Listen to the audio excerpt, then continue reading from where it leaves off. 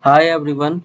I am Rahul Pundir. I am having 12 plus year IT industry experience and I am going to create one AWS playlist.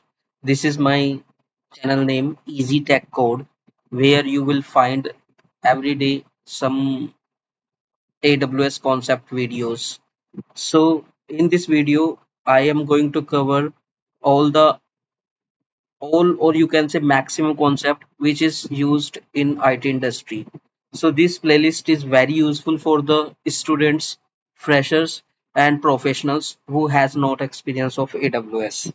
Majorly this playlist focuses on a practical AWS concept which can significantly improve your understanding and may increase your chance of getting new job opportunity by 20 to 30%.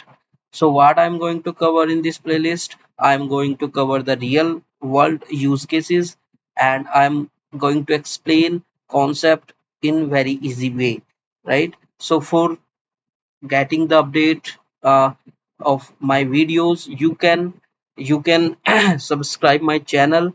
This is my channel name Easy Tech Code. You can search on YouTube and you can find all the video related to AWS. So please do like, subscribe, comment on my video. If you have any query, please do comment or send me an email on my email address. Thank you very much.